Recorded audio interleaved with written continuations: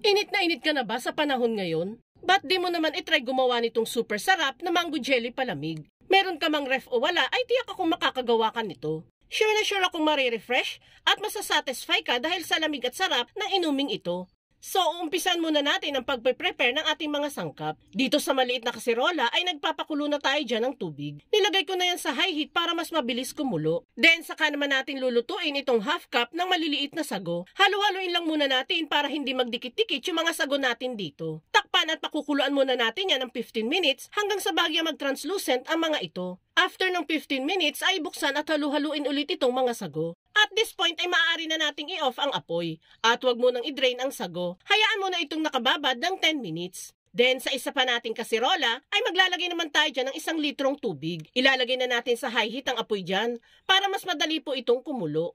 And once kumulo na, ay pwede na nating ilagay ang 1 pack lang ng jelly powder. Bali, yellow na jelly po ang ginamit natin dyan, since mangga nga po ang main ingredient natin dito. Sa tubig naman guys, pwede ninyong gawing 1.5 liters ang gagawing jelly mixture. Nasa instruction naman po kasi na hanggang 1.5 liters ang pwedeng ihalo na tubig sa 1 pack ng jelly powder. Pero para mas maging firm o matigas na magagawang jelly, 1 liter na lang po ang inilagay ko. Halu-haluin lang natin ang niluluto hanggang sa matunaw lang yung jelly powder sa tubig. Then pwede nang i-off ang kalan at isalin ng jelly mixture sa preferred ninyong lagayan. I-set aside muna natin itong jelly mixture hanggang sa tuluyan na itong mag-set. At habang hinihintay mag-set ang jelly, ay pwede na nating i-process itong mga mangga. Medyo mura ngayon ang mangga sa amin guys, 100 pesos lang po ang kilo. Sa inyo po ba? Mahal pa rin po ba itong hinog na mangga? Bali dito nga po ay pipisngihan ko lang itong mga hinog na mangga. Then i-extract natin ang laman yan gamit ang baso. 4 na mangga nga pala ang gagamitin natin dito para sa ating mango jelly palamig. Mas marami kayong mailagay na mangga,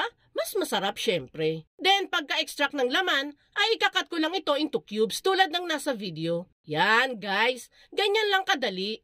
Gawin lang din natin yan sa lahat ng mangga hanggang sa matapos tayo. Then, meron din ako ditong ilalagay na 1 boteng nata de coco. Bali, gagawin ko lang naman dito is i-drain ang sabaw nito. Hindi naman po kasi natin kakailanganin ang sabaw nitong nata de coco sa ating palamig. And dito nga po ay lumamig na itong jelly na sinet aside natin kanina. Bali, i-scrape ko lang yan itong pangkadkad ng buko para magkaroon naman po ng ibang shape dito sa ating palamig. At habang ini-scrape natin itong gulaman, gusto ko lang muna magpasalamat kina Ma'am Evangeline Bernardo ng Quezon City, Ma'am Mary Grace Gabiazo ng Sorsogon, at Ma'am Angel Sumugoy na nanunood sa Singapore.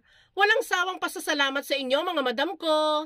Matapos nating ma-prepare lahat ng sangkap, ay proceed na tayo sa pag-assemble ng ating palamig. Bali sa isang bowl or lagayan, ay pagsasama-samahin lang natin lahat ng na-prepare nating mga sangkap kanina. At kung nakaabot ka sa part ng video nating ito, it means na interesado ka sa palamig recipe na sinishare natin ngayon. At kung sakali pong magugustuhan mo itong mango jelly palamig natin, pwede po bang pusuan mo naman ang video natin? At patuloy nyo lang i-comment sa baba kung saang lugar po kayo nakatira. Malay mo, ma-shoutout po kita sa mga susunod na videos na gagawin pa natin. Maraming salamat po! Pagkalagay ng mga ingredients dito, ay ilalagay ko na din dyan itong 2 lata ng evaporated milk. Yan ang lalo magpapasarap sa ating gagawing mango jelly palamig. Next ay itong 1 lata ng condensed milk. Bali, mango flavor na condensed milk po ang binili natin dyan para mas lalo maging mangga ang flavor nitong ating palamig. And syempre, dyan na din tayo kukuha ng tamis at no need na maglagay pa ng asukal. Pero kung hindi naman po kayo satisfied sa tamis, pwede naman po kayong mag-add ng white sugar dito. Then, saka natin yan halu-haluin